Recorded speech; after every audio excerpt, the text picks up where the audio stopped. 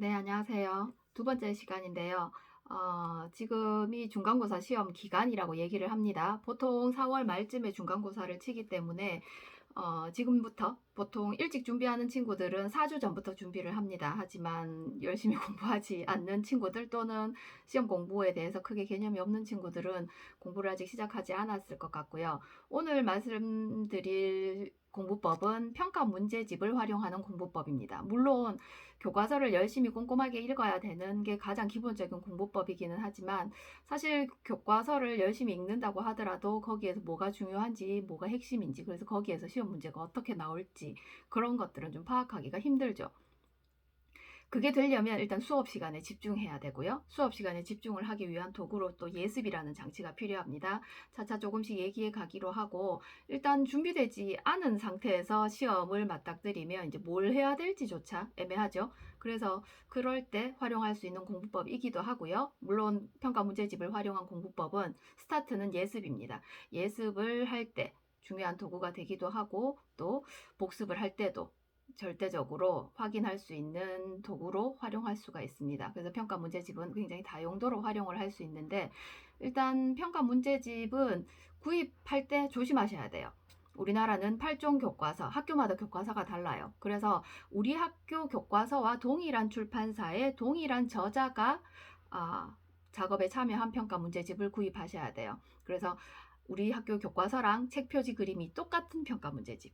이 기준입니다. 서점을 가셔서 찾을 때는 그렇게 찾으시면 되는데 인터넷 서점으로 주문할 때는 굉장히 안전하지 않은 상황이죠. 그 사진 표지를 본다 하더라도 정확하게 구별해내기가 어렵기 때문에 가급적이면 평가 문제집은 우리 학교에서 가장 가까운 서점에 가서 학교 이름을 대고 학교와 학년을 말하고 그 과목의 평가 문제집을 사고 싶다 말하면 서점들은 대부분 그 지역 내의 학교에서 사용하는 교과서의 출판사들을 모두 파악하고 있습니다. 그래서 표가 있어요. 출력해놓은 프린트물에서 찾아서 비교를 해서 권해주실 거예요. 물론 그렇게 해서 사왔다 하더라도 학교 교과서와 동일한 출판사, 동일한 저자인지 확인하는 작업은 필요하겠죠.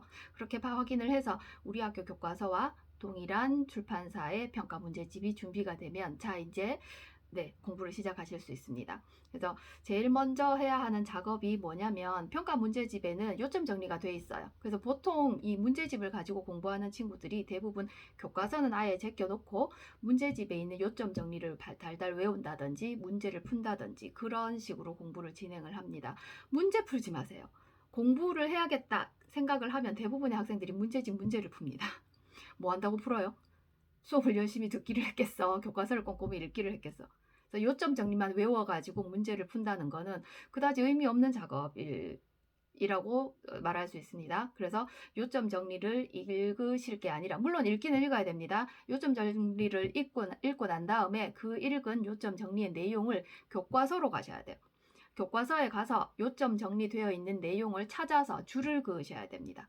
수업에 열심히 참여했다면 아마 선생님이 수업 시간에 강조하신 부분 또는 줄 그으라고 한 것들에 줄이 그어져 있을 거예요. 그런데 내가 졸았다 또는 잤다 이런 상황이면 교과서가 깨끗하겠죠. 그래서 깨끗한 교과서를 가지고 시험 공부를 한다는 건 더군다나 굉장히 어려운 작업이에요. 그래서 요점 정리되어 있는 파트를 보고 그 파트를 교과서에서 찾으시는 겁니다. 자, 이렇게 찾을 때 읽기가 진행이 됩니다. 이게 그냥 교과서를 읽으면 하얀 건 종이고 까만 건 글씨죠. 멘탈은 밖에 놔두고 책을 읽는 코스프레만 하게 되는 상황이 벌어져요. 대부분의 사람들이 집중력이 시간이 지날수록 떨어지기 때문에 내가 열심히 교과서를 읽어야겠다 생각한다 해도 집중을 끝까지 지속하는 것은 쉬운 일이 아니에요. 그런데 이 요점을 교과서 내용에서 찾으려고 하면 뒤져야 되죠. 그러다 보니까 교과서를 여러 번 반복해서 읽는 효과를 얻으실 수 있어요. 그래서 교과서 줄긋기 작업이라고 합니다. 이렇게 교과서에 줄을 긋는 작업을 하면서 평가 문제집의 요점 정리와 교과서의 내용을 파악하게 되는 거죠. 그렇게 읽는 작업의 1차적인 단계가 이 작업이에요. 그렇게 해서 줄 그어진 교과서를 읽는 겁니다. 그냥 깨끗한 줄 그어지지 않은 교과서를 읽는 거는 조금 안전한 방법이 아니라고 생각해요. 해보신 분들은 알 것 같습니다. 그래서 줄 그어진 교과서를 보게 되면 아무래도 줄 그어진 부분을 눈여겨보게 되고 이 부분에서 이 부분이 핵심이구나 하는 것들을 파악할 수 있죠. 그렇게 파악을 한 다음에 이제 문제로 가야 되겠죠. 평가 문제집에 요점 정리 다음에 있는 것들이 문제죠. 아직 문제 풀면 안 돼요. 아직 풀 수 있는 수준이 아닙니다. 자, 문제를 푸는 게 아니라 문제를 읽으세요. 문제를 읽고 문제 옆에 교과서 페이지 번호를 씁니다. 빨간 볼펜 필요해요. 아까 요점 정리를 찾아서 교과서에 줄을 그을 때는 빨간 펜 말고 샤프 쓰세요. 빨간 펜으로 교과서에 줄을 긋는 건 수업 시간에 선생님이 그으라고 하신 거. 그걸 긋는 겁니다. 그래서 이 연필로 줄 긋기 작업은 사실은 예습 때 해야 돼요. 그러니까 수업에 진도 나가기 전에 미리 예습 단계에서 연필로 줄을 긋고 수업에 들어가서 선생님이 줄 그으라고 하시는 부분과 내가 줄 그어 놓은 부분이 겹치는지 그렇지 않은지 비교하면서 수업에 집중하게 되는 겁니다. 그래서 예습은 수업에 집중하기 위한 도구이고요. 자, 이렇게 줄긋기 작업이 미리 돼 있다면 바로 페이지 번호 쓰기로 가면 되겠지만 아닌 경우에는 줄긋기부터 하셔야 된다는 겁니다. 자, 그런 다음에 이제 문제를 읽고 이 문제가 교과서 몇 페이지 어디에서 나왔는지를 찾으셔야 돼요. 자, 이것 또한 교과서를 꼼꼼하게 읽기 위한 방법입니다. 문제를 풀기 위한 방법이 아니에요. 그래서 문제를 읽고 이 문제가 교과서 어느 페이지의 어떤 내용에서 이렇게 생긴 문제가 나왔구나 하고 유형을 익히는 겁니다. 그래서 이걸 풀려면 교과서 이 페이지를 꼼꼼하게 봐야 되는 거구나, 기억해야겠구나 하는 생각을 뇌에 신호를 보내는 작업이라고 볼 수 있어요. 그래서 문제 옆에 교과서 페이지 번호 쓰기라고 합니다. 이 작업들을 먼저 하셔야 돼요. 지금부터 슬슬 시작하셔야 되겠죠. 이게 안 돼 있는 친구들은. 문제 제발 풀지 마세요. 아직 풀 때 아니에요. 그래서 문제 옆에 교과서 페이지 번호를 먼저 다 쓰는 작업을 시험 범위에 해당하는 전체 영역을 하시는 겁니다. 잠도 덜 와요. 그냥 읽는 것보다. 그리고 문제를 그냥 풀 때보다 스트레스도 덜 받습니다. 왜냐고요? 문제 풀면 아는 건 맞추겠죠? 근데 모르는 건요? 못 풀겠죠? 헷갈리거나 못 풀게 되면 짜증이 나요. 그리고 내가 뭔가를 많이 모르는구나. 이렇게 되면 공부를 계속하기가 싫어지죠. 그래서 뭔가 공부를 많이 해야 될 것 같아 라는 압박감도 같이 등장합니다. 그래서 공부가 선행되지 않은 상태에서 문제집을 푸는 거 굉장히 위험한 방법이고요. 또 내가 2번과 3번 중에 2번이 정답인 것 같아 라고 짐작으로 문제를 풀었다 쳐요. 자, 이거 틀렸겠죠? 물론 운이 좋아서 맞출 수도 있겠지만 이거 더 위험해요. 운이 좋아서 맞췄어요. 아싸, 맞췄어. 알고 맞췄나요? 아니죠. 그런데 그걸 맞췄다고 생각하고 넘어가 버리게 되죠. 그래서 이렇게 문제는 틀리는 게 더 좋은 겁니다. 많이 틀릴수록 좋아요. 공부를 더 많이 하게 될 테니까.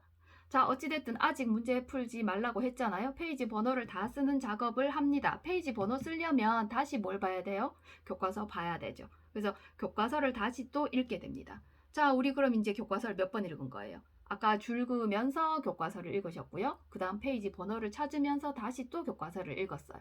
자, 근데 영혼 없이 읽은 게 아니기 때문에 그냥 교과서를 읽는 것보다는 한 서너 배의 효과를 이미 획득하고 있는 상태입니다.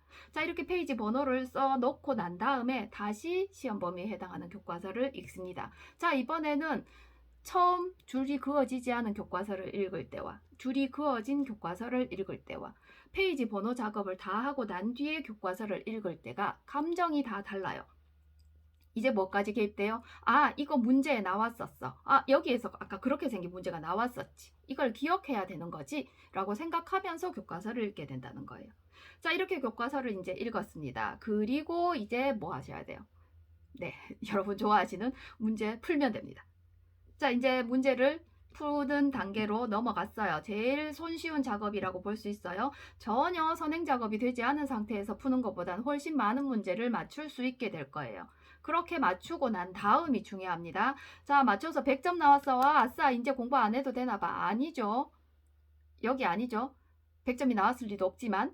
자, 그래서 틀린 문제들을 찾으셔야 돼요. 자, 그러면 이전에 뭐 하셔야 돼요? 문제 풀 때 찍으면 될까요? 안 될까요? 절대로 안 되죠. 짐작으로 푸셔도 절대로 안 돼요. 직관적으로 답이 보이는 문제는 답을 쓰시고요. 이거 좀 헷갈리는데, 이거 기억이 잘 안 나는데, 모두 틀렸어요. 끄으세요. 틀렸어요. 세게 끄으세요. 틀린 문제예요. 걔네들을 공부하셔야 돼요. 우린 지금 아는 걸 확인하려고 공부하는 게 아니에요. 공부의 목적이 뭐예요? 모르는 걸 알게 만드는 거죠. 그래서 틀린 문제들을 많이 찾아내시는 게 반가운 소식인 거죠. 내가 모르는 것들을 알게 되는 기회가 생긴 거니까. 운이 좋아서 다 맞췄다고 해서 그 부분을 공부를 철저하게 하지 않고 넘어가게 되면 구멍이 더 크게 생길 뿐입니다. 문제집 문제 똑같이 시험에 안 나와요. 그렇게 나올 리 없어요. 그렇기 때문에 문제집 문제를 통해서 뭘 파악해야 돼요? 교과서 내용을 제대로 파악하는 게 문제집을 공부하는 이유입니다. 자, 문제를 풀었어요. 틀렸죠? 자, 틀린 문제 공부 어디로 하셔야 돼요? 이거 2번 아니고 3번이구나. 아, 답이 3번이야. 하고 패스. 이러시면 안 된다는 거예요. 뭐 있어요? 문제 옆에 교과서 페이지 번호가 적혀 있겠죠? 이 교과서 페이지를 찾아가셔서 거기를 공부해야지. 똑같이 생긴 문제 안 나온다고 했잖아요. 그런데 그 페이지에서 문제가 나왔을 때 내가 틀릴 가능성이 높은 거죠. 완벽하게 공부하지 않았으니까 틀렸겠죠. 그래서 교과서에 찾아가기 위한 선행 작업이 페이지 번호 쓰기이기도 하다는 거예요.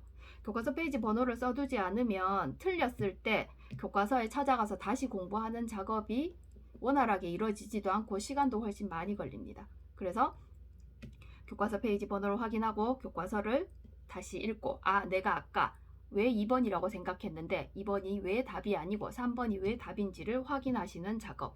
여기가 진짜 공부예요.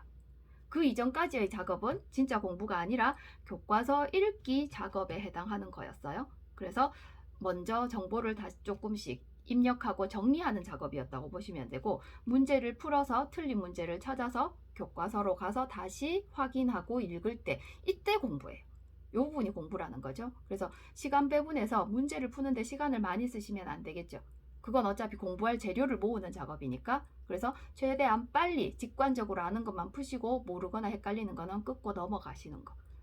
요게 중요한 포인트입니다. 이 문제의 정답이 뭘까? 머리 쓰지 마세요. 그거 하는 거 아니에요. 그래서 지금 말씀드리는 이 평가 문제집 활용 공부법은 탐구 과목에 최적화된 공부법입니다. 사회라든지 과학이라든지 한국사 같은 과목들요. 그래서 국어와 영어와 수학은 또 다른 공부법들이 조금 실제합니다. 그런데 우리 꼴찌들, 공부를 평소에 하지 않았던 친구들이 갑자기 나는 국어, 영어, 수학 이 과목들의 성적을 좀 올려봐야겠어. 결심을 한다 하더라도 조금 시간도 걸리고 작업도 까다롭고 좀 복잡하고 어렵습니다. 그래서 가장 먼저 성적을 끌어올릴 수 있는 과목이 탐구 과목들이에요. 그래서 교과서와 평가 문제집을 활용해서 이 작업을 진행을 한다면 충분히 이전의 시험 점수보다는 훨씬 나은 시험 점수를 일단 확인하실 수 있어요. 공부를 시작할 때 제일 중요한 게 이 부분이죠. 확인하는 거. 내가 이렇게 하니까 뭔가 결과가 나오는구나. 나도 할 수 있는 어떤 여지가 있는 사람이구나 하는 걸 확인하는 게 굉장히 중요합니다. 이 확인만 되고 나면 그 다음 작업이 수월하게 진행될 수 있어요. 좀 자기에 대한 믿음을 좀 쌓는 시간이 필요하죠. 평가 문제집을 일단 구입을 하시면 좋겠습니다. 출판사 관계자는 아니고요. 지역의 학교와 가까운 서점에 가셔서 어느 학교 몇 학년 무슨 교과목 평가 문제집 주세요 하시면 주실 겁니다. 자, 문제집 한 권 구입하는 가격과 학원을 다니는 학원비, 그리고 또는 인강을 듣는 인강의 등록비, 이런 것들을 비교했을 때 가장 저렴하고도 확실한 효과를 누릴 수 있는 공부법이 이 방법이라고 생각합니다. 돈을 하나도 안 쓰고 공부할 수는 없을까요? 가능합니다. 수업 집중하고요. 교과서를 완벽하게 외울 때까지 반복해서 읽는 작업을 병행하시면 돼요. 그런데 이렇게 하기에는 너무 좀 지루한 작업이기도 하고 자기가 지금 어느 정도의 발전이 있는지 없는지 눈으로 보이지 않은 상태로 공부를 하게 되기 때문에 굉장히 힘들어요. 그래서 이 평가 문제집 활용 공부법은 공부법 중에 제가 학생들에게 지도를 해봤을 때 제일 쉽고 재밌는 공부법이기도 한 거예요. 계속해서 교과서를 읽는 거긴 하지만 줄을 그으려고 찾고 문제를 풀지 않고 문제를 찾는, 문제와 관련된 내용을 교과서에서 찾는 작업을 하고 그렇게 페이지 번호를 쓰고 그 다음에 풀어서 채점, 그런 다음 틀린 문제가 나온 교과서에 찾아가서 다시 읽으면서 다시 한번 정리 공부, 이렇게 진행하는 거. 그래서 이 방법을 쓰시면 당장 이번 중간고사 시험 결과가 좀 달라질 수 있을 거라고 생각합니다. 2주, 3주밖에 안 남았다고 생각할 수도 있고요. 아직 2주나 3주 정도 많이 남았어. 이렇게 생각하는 친구들이 더 많을 것 같아요. 아직 많이 남았지만 그건 한두 과목만 내가 이번 시험에서 끝장을 보겠다 하면 많이 남은 시간이고요. 전 과목의 성적을 전체적으로 끌어올리고 싶다라고 생각했다면 조금은 이 시간이 촉박한 타이밍입니다. 평가문제집 활용 공부법이라도 한 과목이라도 좀 적용을 해서 이번 중간고사에 당장 본인의 능력을, 실력을 확인하시는데 도움이 됐으면 좋겠습니다. 네, 들어주셔서 고맙습니다.